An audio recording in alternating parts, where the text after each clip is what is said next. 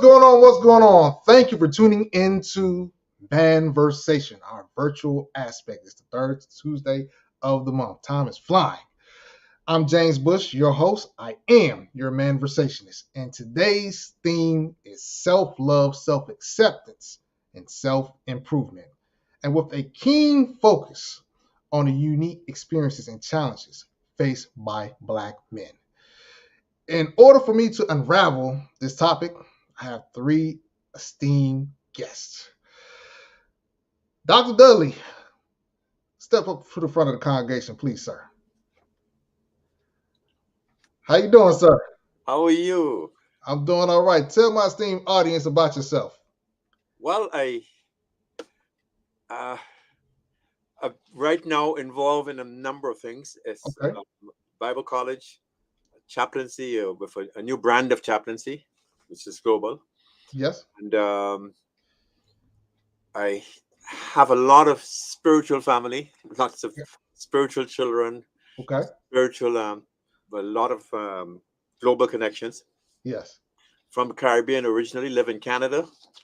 And a burden for men who have not come to terms with life the way Yes. they should. Yes. Yes. Okay?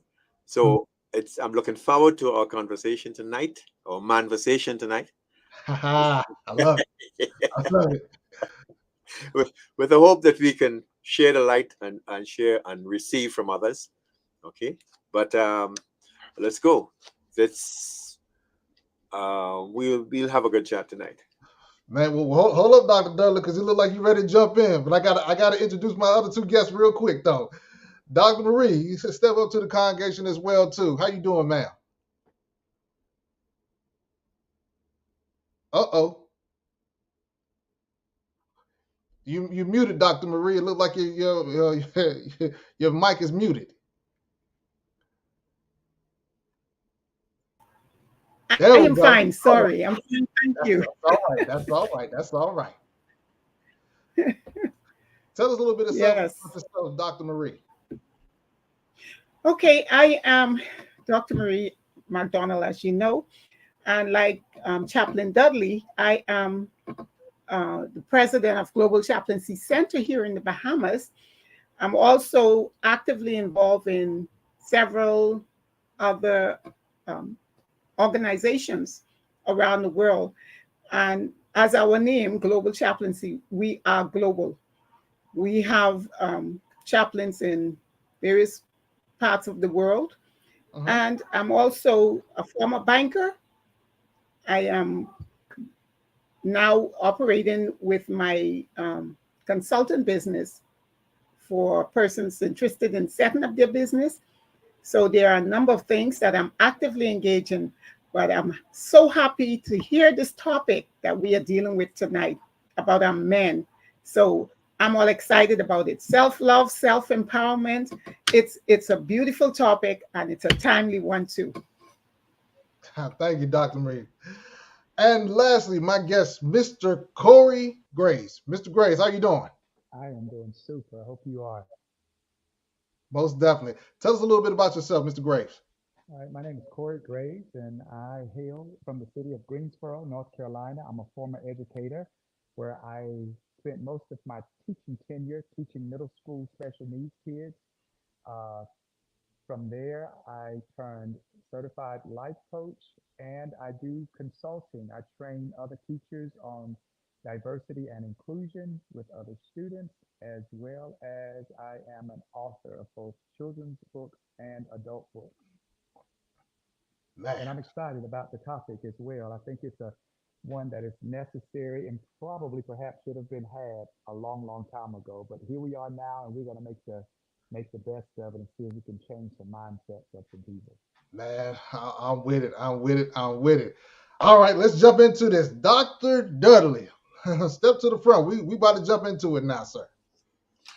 Okay. All right. So, Dr. Dudley, I don't want to know about you, but myself, growing up as a Black man, I was taught, and many like me were taught not to express feelings, not to express emotions, never let them see you sweat, never show vulnerability of any case because you don't want the enemy of the oppressor to know that they got you. But since then, we learned that that probably wasn't the best way to handle things. Yes, yes. So I'm going to ask you this. How has your understanding of self-love evolved in light of these cultural expectations? Well, been around a lot longer than perhaps you have or anybody else on the call. Mm-hmm. So I can go to good different stages of my life. Okay, okay, When I was 11 years old, I got a whipping from my father, okay. and I determined I'll never cry after that. Ooh. Okay. And I went through most of my early life without shedding tear at all, period. Ooh. Bad start, very, very bad start. Okay, okay. Um, but that's not me now. Over the years, things have changed, and there are lots of reasons to cry. And Mm, mm, I was recently with some grown men, actually a wedding, and I saw the groom of the girl cry, and mm, the sorry, the father um, the father of the bride cry, mm, the father of the groom cry. mm. The mothers didn't cry in that event. It was a very emotional covenant wedding, and I was thrilled to see this because both of them were apologetic, but at the same time, it was a deep love for their son and daughter, Mm-hmm. and that made me. I got really excited to see that because they were both full such a really big sized man, Yeah. and they were not ashamed to cry because of the love they had for the bride and groom as Mm. they saw them come together. And that's a recent experience. In fact, it happened last weekend. But Wow. but prior to that, I've seen a lot of men resist crying and bottle up their emotions, eventually lead to medical problems. Mm. Yeah, And and so, I mean, that was going to be my part B of why, okay. I mean, why is it important for men to express their emotions or and to embrace the self-love? And Well, you just put it out there. that's self love, Okay. but the appreciation of yourself Mm-hmm. lead to self love. Now, if you have been brought up by parents, particularly fathers, that Yeah. expressed love to you, you have a beginning of a chance of developing into a man that would express love to people around them and especially the children. Even the best of fathers would not really remotely connect with the kind of love that's needed by yourself to be able to love yourself Mm. and by the love that you express. Now, the only time I really began to understand this was when I understood how the Father, our Creator, Father God, loved us, loved every human being on this earth, which includes us. And when He was able to pour this love into us, that we'd have more than enough for any person that we needed to love, especially to ourselves. So that transfer of supernatural love Mm-hmm. from our Creator put love in our heart for ourselves and for others. So even when we make mistakes, and mistakes we make, maybe only me, but most people, but even when I make mistakes and I just begin to attempt to say, I'm sorry. He says, I love you so much. You can start again. My recently he made a great offer to me Mm. and I messed up. And he says the offer is still open. So that supernatural love that's Mm. unending without any apology. That that's the kind of love that's needed for any man problems, any woman problem, any people problems. Right. but especially so men, we are designed to imitate the creator of the universe. Mm.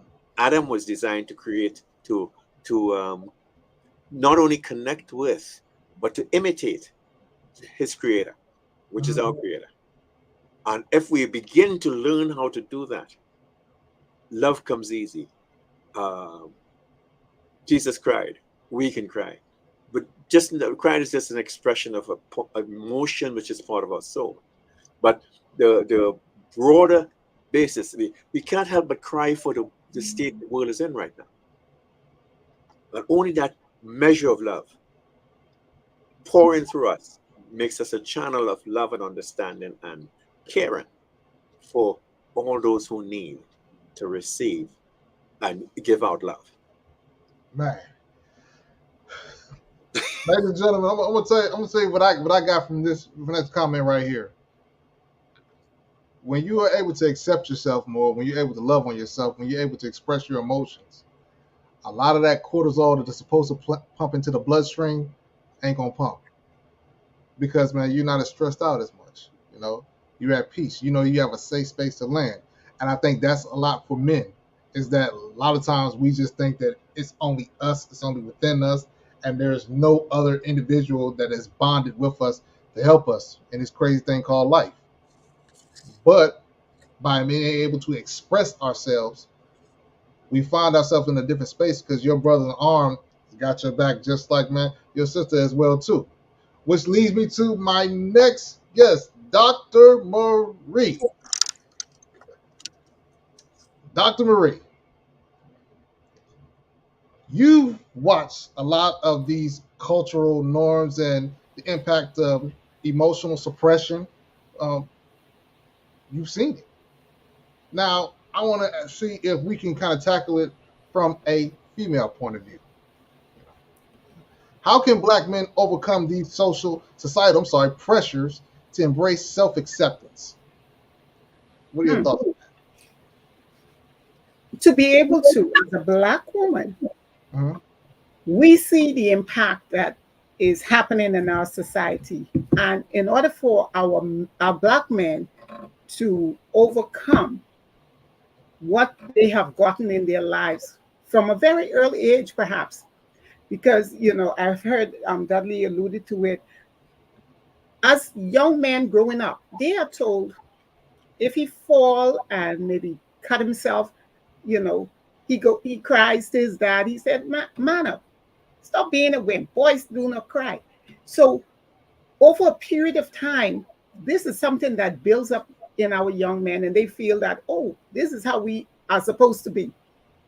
So in order for us to help our men, or in order for them to move away from this thought in their life, then they must be able to maintain, to move away from that internal pressure to become more who they really are. Mhm. And I'm saying that is because there are times the men feel that societal pressure, he must give into it, so he doesn't know himself. Mhm. So in order to move away from that societal pressure, he have he must know himself. He must know who he is. He must first and foremost accept who he is. And if he can do that, then majority of the pressure that is causing him to act out of character, I would say, will be lessened. Mhm. But if he continues to suppress himself or to suppress his emotion, then eventually it's going to come out. Mhm. And as Black women, James, we see it happening too often, whereas he continued to hold his emotion. Mhm. And guess what happened? He becomes irritable, Mhm. become angry. He may even become abusive because Mhm. he doesn't know how to bring it out.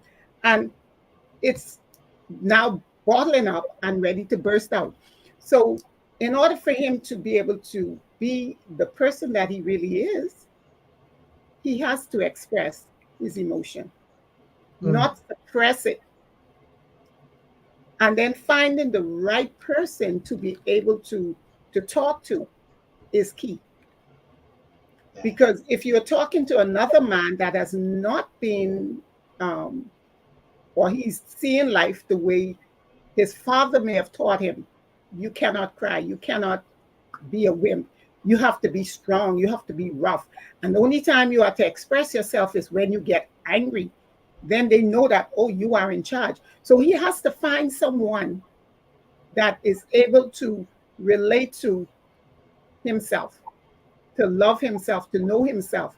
And then that will help him to come across in a different light. And as women, we see it too often as Black women with our men. We see it too often. Mm. And you can tell because of the suppression of all of that, it comes out in many different ways. So I want to stop right there because some men feel, from what I've talked to, that some black women, they're okay with you being vulnerable and expressing yourself, but if you express yourself too much, if you show too much emotions, if you do too much in this kind of case, it kind of does not make you seem appealing to them. And it's one of those six in one hand, half a dozen in the other. It's like, which one are we going to pick at that kind of? Dr. Marie, what can we do about it now? The struggle is real. And it simply means that the women have also, society have also set standards and expectations for the Okay. women. So the woman is seeing that, okay, the man's supposed to be the leader. He's supposed to be the breadwinner. He is supposed to be one that is strong. So when I'm weak, he's strong. So because society has placed all of this on both of us, men and women alike, but different. When the man is showing his vulnerability, she sees it as weakness.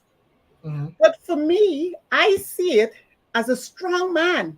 Why? Because you have to be a strong man if you are now moving away from what society has classified as the way you should live or the way you should be. It takes a strong man to stand alone. It takes a strong man to know that, society is dictating this to me, but this is who I am. This is what I feel, and this is what I prefer to be. So when I see a man cry, as a matter of fact, I see it from my husband. I don't think he's weak, you know. Um, if he is hurt, if someone dies, he expresses emotion. He doesn't keep it ball up. So it takes a strong man. And the women, we need to help the brother out too. You know, if he cries or if he shows you much of his emotion, do not take that for weakness. It's strength under control. That's all it is, you know. And like women, men hurt too. And that's the first thing we have to realize. Men hurt too. Mm. And men do find themselves in vulnerable positions. But for all of our Black sisters that may be listening, we have to help a brother out, you know. We have to help our brothers and not allow them to stay in an area where they should not be. While we are pulling ourselves up, we need to pull up our brothers and let them know that we appreciate them for who they are. And one way we can do this is support their journey. And while we're supporting their journey, we're supporting our journey.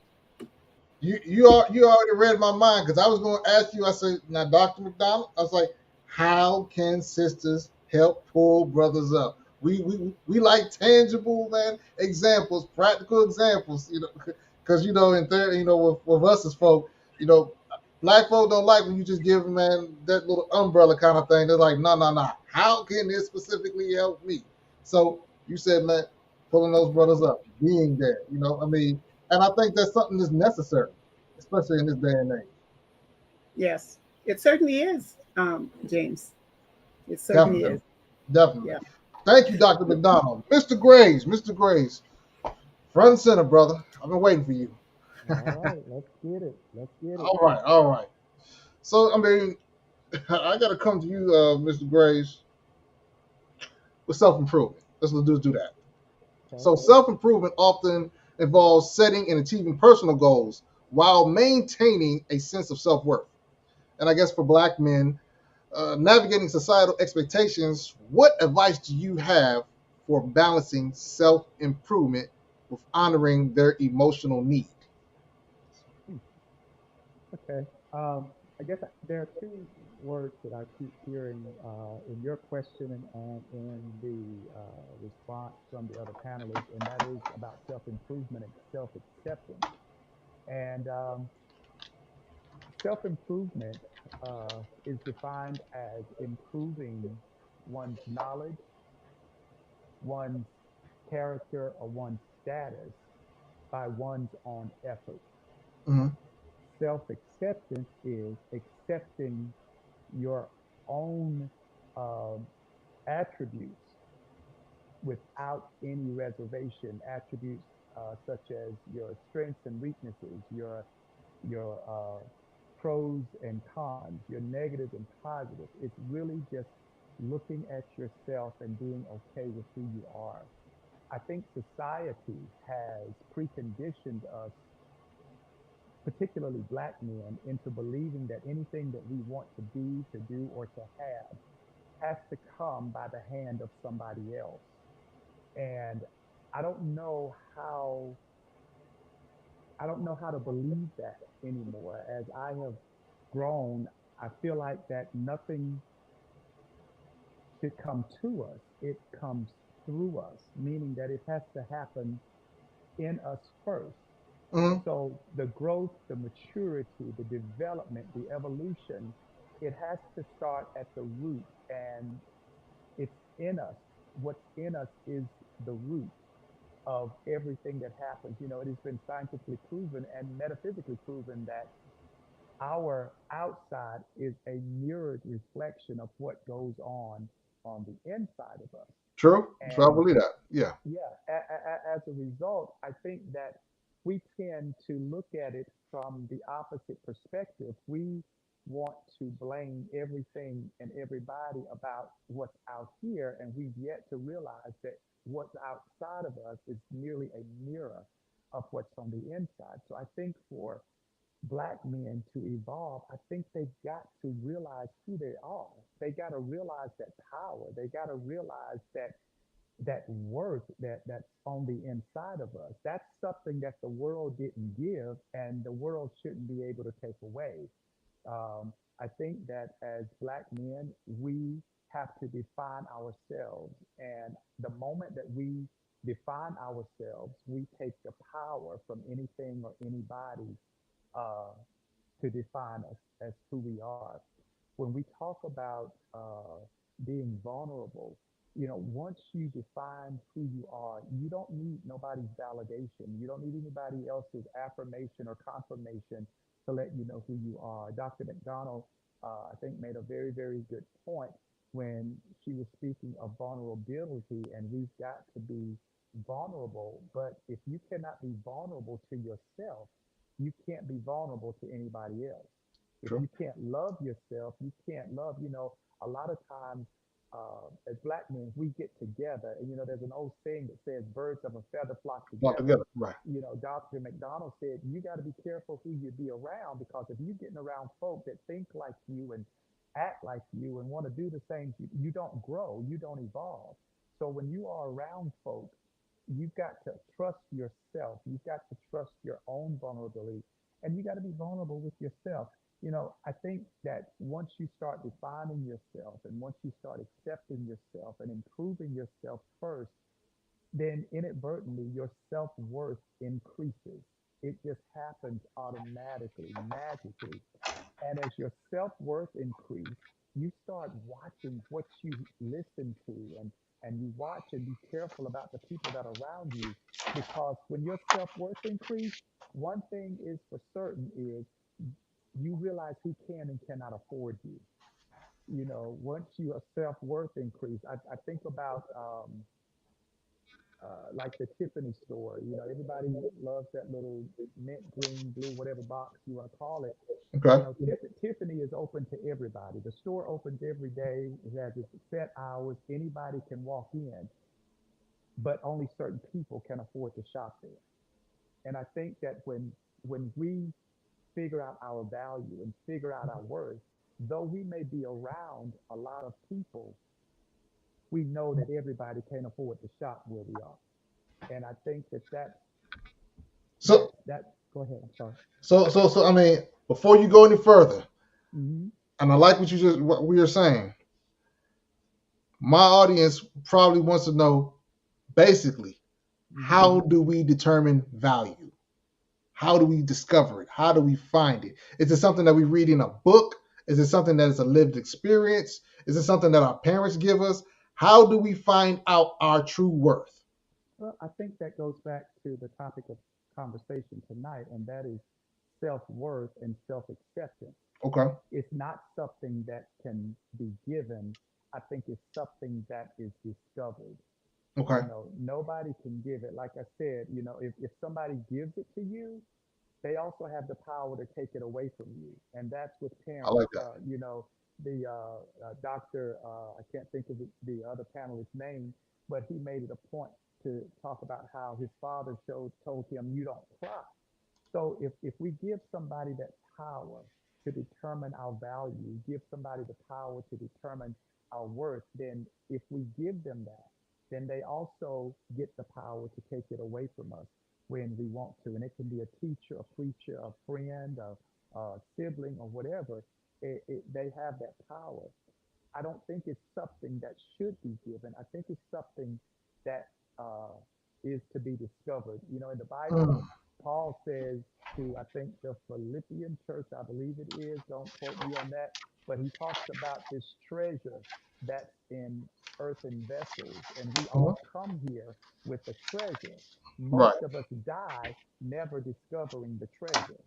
And Mm. once we discover the treasure, that means we've defined ourselves and we take away the authority, the power from other people to tell us who we are, what we can do, what we can't do, who we can be, what we can have.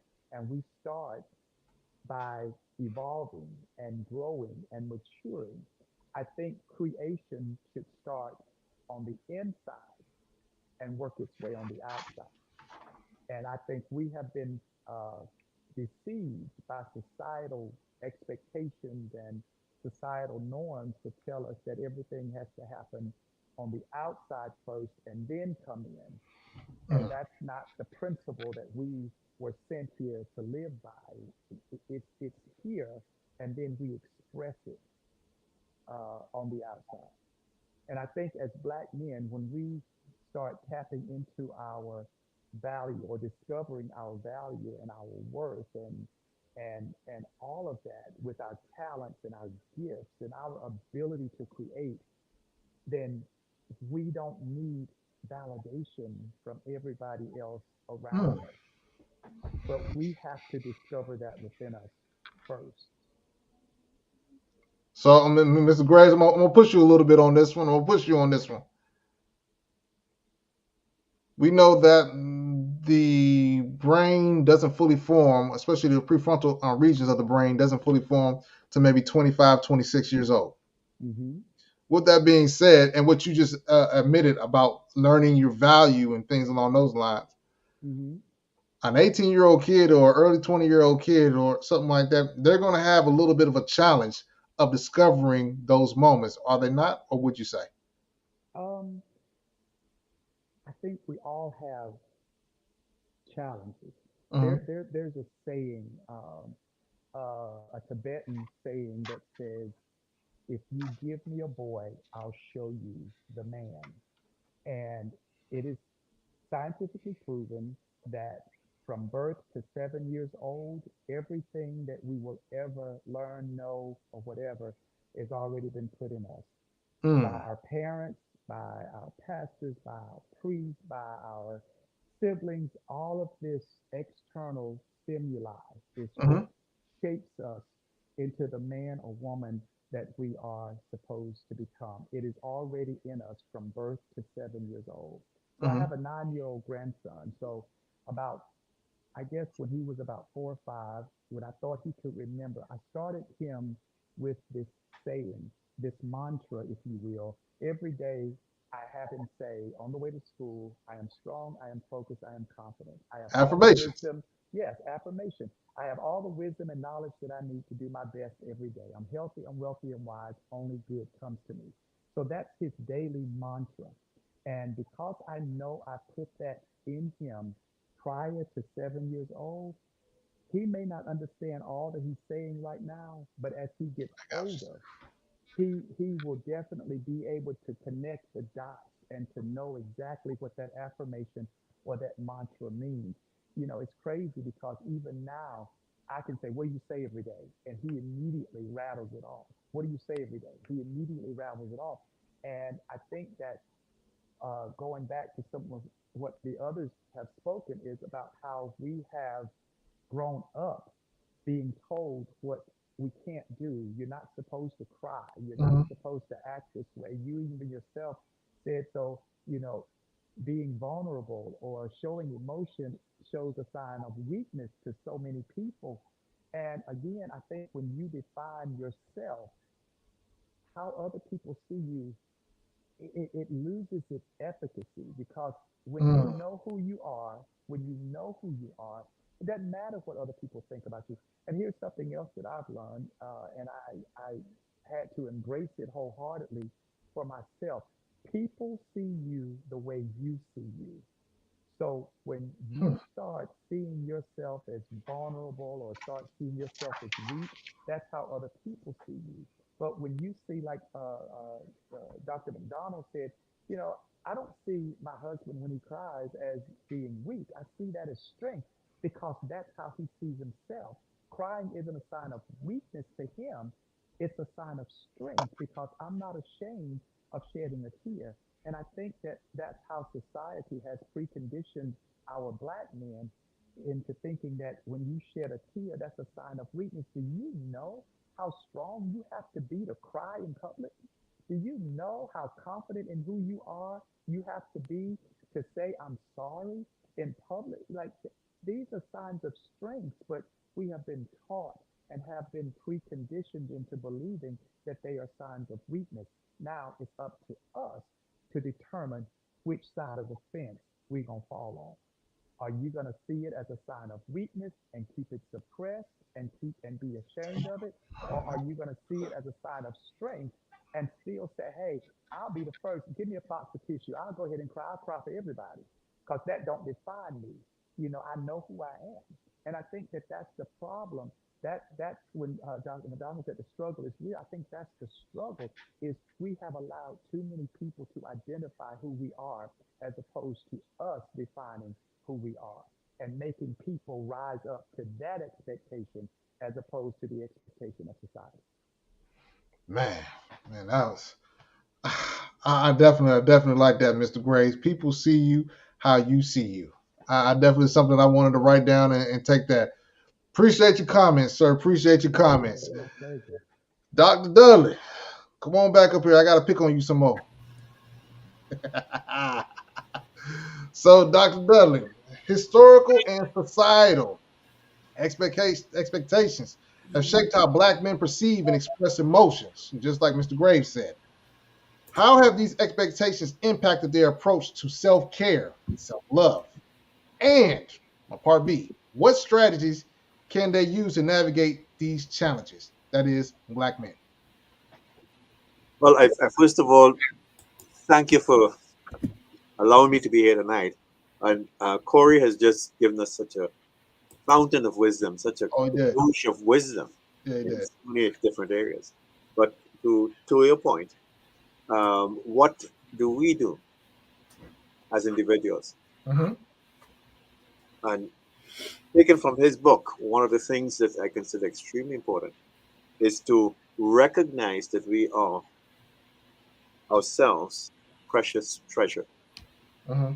When we understand that and realize that the world without us would be missing something, Mm. and that if we accept ourselves, regardless of what anybody thinks of us, as a man first, and then as a black man, Mm-hmm. with special, unique characteristics and experiences that brought us to where we are now. But recognizing that something in us, that treasure that was planted in us before we were even born, before the foundations of the earth, is needed in the space that we find ourselves right now, in the life that we live, in the people around us. And there's some influence we have to transfer to other people. So, what brought us here? The mixed experiences we've had, our teachers, our family, our parents, and the people we associate with, was so eloquently expressed by Corey. It's all of this is part of what makes us who we are. But foundationally, if we understand, we have amazing value. And because we have value, we recognize our value. We never doubt ourselves and never doubt a reason for us being alive and well and influencing our communities. Mm-hmm. So we that's part of what will help us understand not only having accepted ourselves, but understand that we have something to share, and we can learn from each other. We can learn from even small children as they develop. We can learn from our influence on other people. Sometimes it's not expressed by them, but we know if we are confident in who we are and generously share ourselves with people to help them progress in life. We then are aware that we have a value living on this earth. And because of this, we would never or should never get to the point where we believe that we are irrelevant and that we are not um, relevant to the environment we're in. That's why continuous learning has to be just as Corey helped his grandchild think a certain way.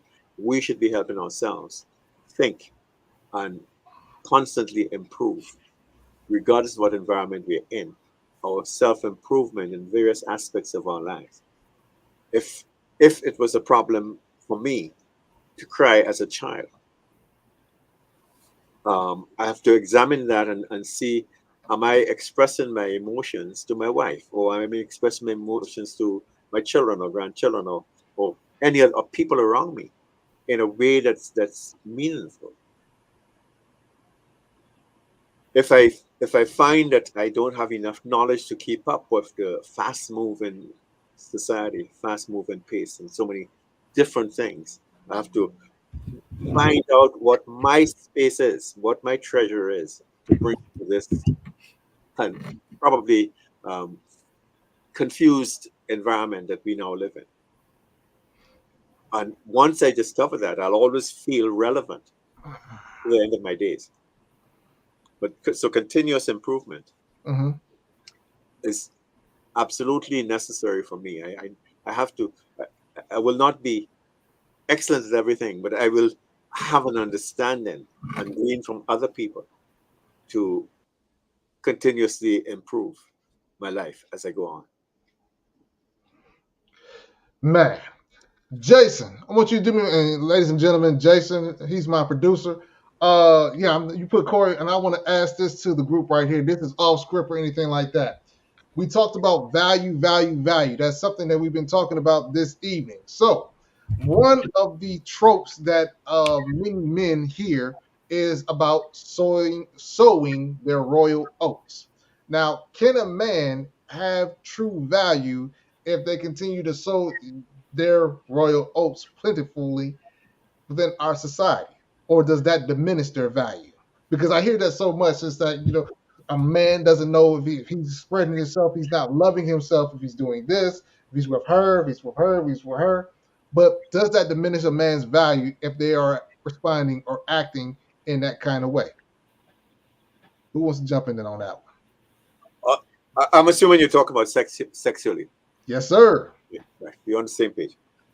I'll just say a little bit and then I'll come back afterwards. Okay. The primary, if we go back to our Creator and His intent, Okay. He put Adam in the garden, then Eve, Right. and He joined them together. The intention was that one man, one woman become one. Okay. If we devalue ourselves, as many of us have done, I can speak for myself.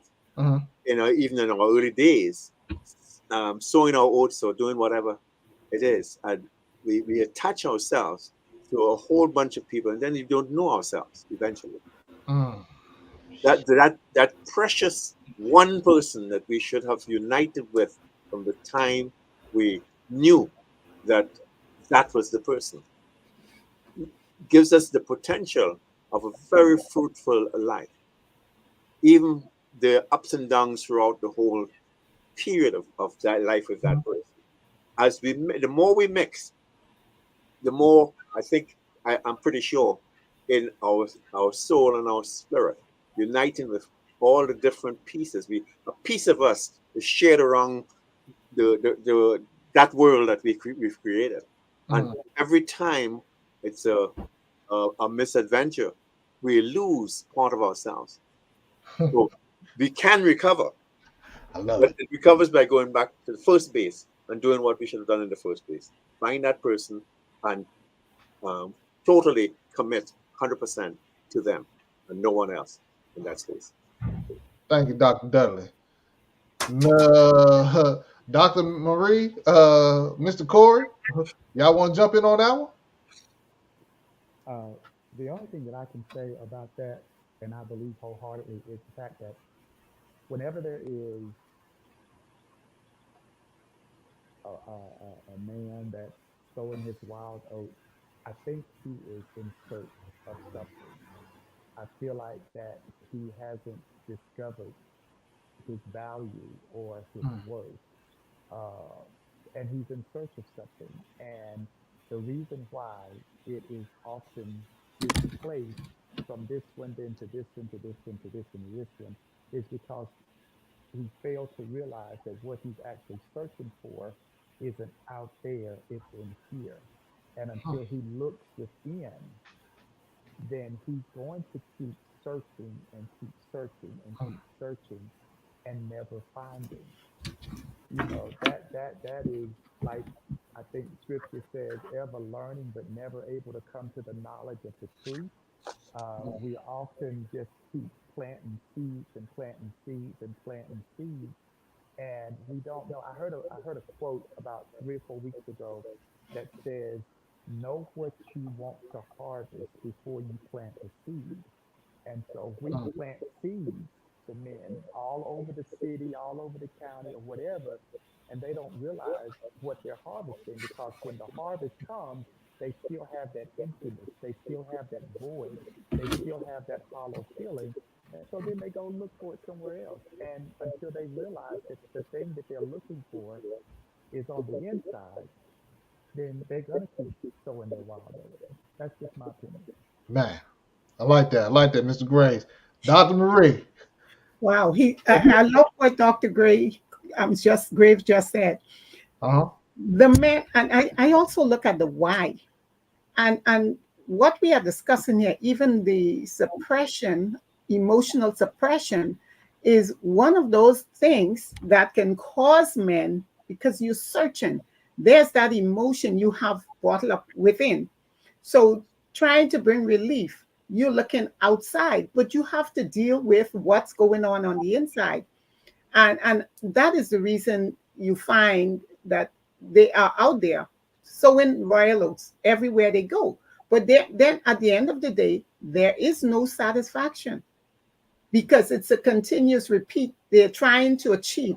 And I use a scenario that, it's like you get that first high, and you're trying to achieve that same level of height and you can't get it. So it's that continuous sowing, but they're not dealing with the elephant in the room, which is with them within themselves. Right.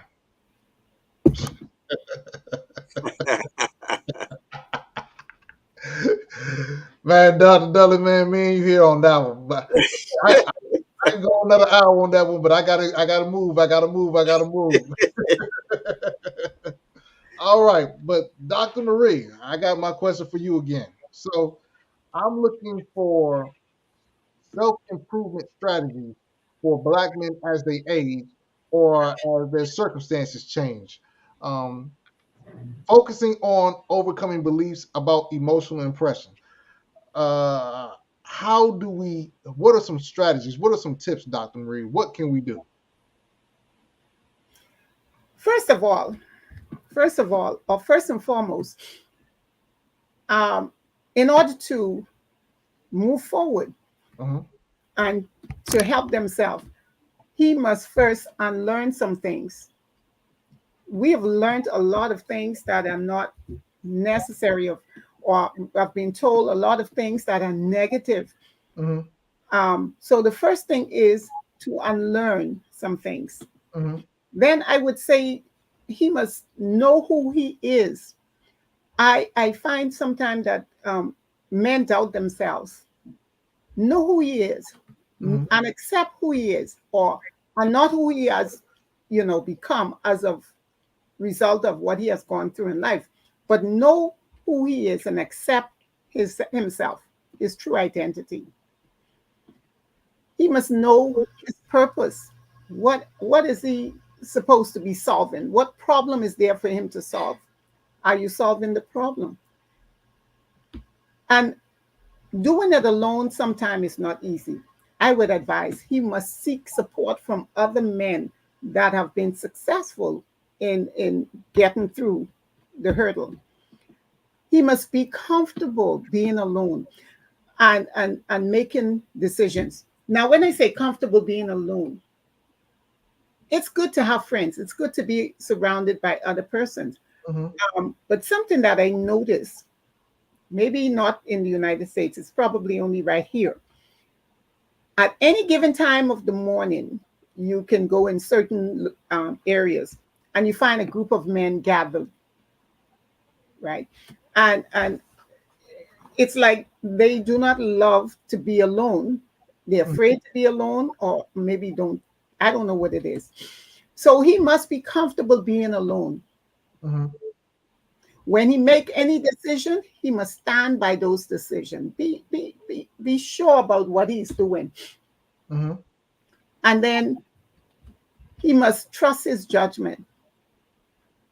If a man is not comfortable with himself, he will always need someone to support or to be there for him. And last but not least, he must believe in himself. And if a man can do these things, it's going to build that self-worth in himself. It will help him to begin to change his um, self-improvement, I or love change that. himself to embrace the self-improvement. I love that. I love that. Dr. Richie said, men must trust themselves. They must trust their judgment and believe in themselves. And thank you for that, Dr. Marie. Mr. Graves, we rounding up. I got about 12 minutes. I'm about to fit you right on in here again. All So, right. how does self love and self acceptance contribute to resilience and personal success for Black men, particularly in overcoming traditional masculine norms? That's the caveat to it.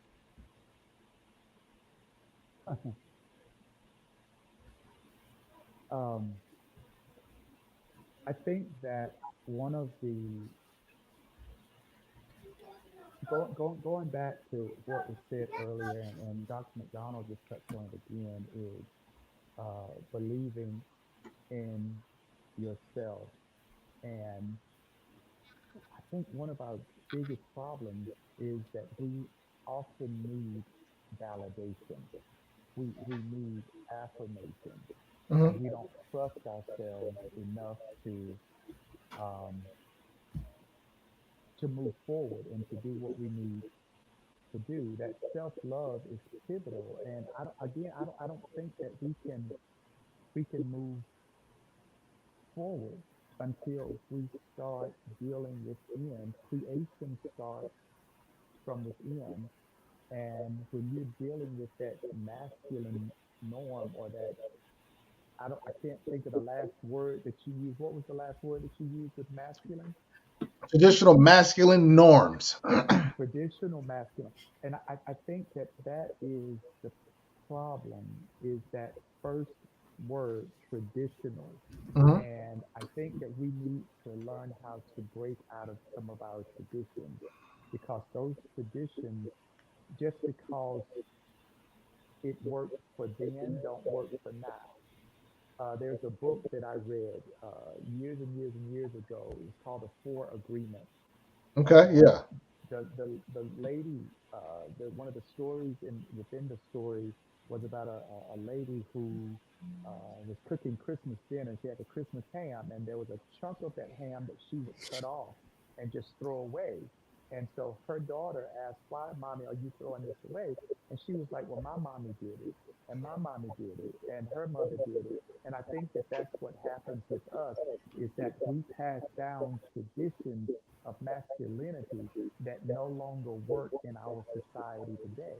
And Mm. and fear tells us not to try anything different, not to be anything different, not to have anything different because we go against the tradition. And I think that, one thing that our culture is steeped in is in tradition. And we feel like that we dishonor our ancestors sometimes because we break out of those traditions. And when they no longer serve us, I think we need to have that courage enough to either create our own tradition or to rewrite what our masculine traditions are as men. And I think that that goes back to everything that we said tonight. Um, just believing in yourself, recreating, no need for validation, no need for affirmations, and being able to define who you are. I think that takes courage. And if we're going to express ourselves in any way, we've got to step outside of fear and be okay with being different and seeing things differently and be okay with that. And for that, I think that's one of the most frightening things for so many men. So I think we need to just overcome that fear, and then we're able to move on and move forward, like Dr. McDonald spoke of. We're able to move forward and create the life that we want. Everything that we want uh, as a result of this conversation, it has to start on the inside. We can't compete and compare with anybody else. We need to embrace our individuality, embrace our creativity. And I think the truest expression of the God in us is the expression of the true self in us. And when we can do that, then not only does the world see us as a personality, but it see us as an image of God. Man, awesome. Well said, Minister Graves. Well said, Mr. Graves. All right, we're about to round up. I got final thoughts. Final thoughts. Dr. Dudley, what are some final thoughts? And share your contact information where our illustrious guests can, and our audience, I'm sorry, can reach out to you for some more of your wisdom. Okay. Um, I, I latch on to what was said earlier on by Dr. Marie and also Corey, that we have to know ourselves. So our identity, if we understand who we are, regardless of what we have learned in the past and the missteps of the past, when we are 50 or 30 or even 30, we don't behave the same way we were when we were 17 and 18. We were trying to find out who we are. But as we know who we are, we have the potential of becoming better as we improve ourselves over a period of time. And that's what we should really be trying to do. And as we do this, we will change the world around us. And the world around us depends upon us to add value to how all the whole environment, the men, women, and children that we influence or potentially could influence, even the ones that start off with a deficit, like us. So I'd say my last thoughts would be let's transform ourselves to who we really know we should be and who we know we are. Understand our identity, accept our self, accept our identity, Mhm. and more could use the gift that we've been given in life to change the world around us, improve the world around us while we keep improving ourselves. Awesome. Awesome. Thank you, Dr. Dudley. Dr. Marie, I got about 2 minutes, 2 minutes for you. Any final thoughts, words of wisdom that you can give to our audience? Yes. If there is no outlet for the men, um, emotional suppression, then I'm going to end with what Chaplain Dudley started with. We will, or our men will become sick emotionally or mentally. So, in order to be well, healthy, and good, we must deal with our emotions. Hmm. Real men express their emotion. And Hmm. that is what I would like to leave with our men tonight. Awesome. Awesome. Thank you, Dr. Marie. Mr. Corey, I got 90 seconds for you, man. Give us the final thought and a word of wisdom. There's an adage that says, when the student is ready, the teacher will come. I think as Black men, we need to stop making excuses for why we can't and start finding reasons for why we can.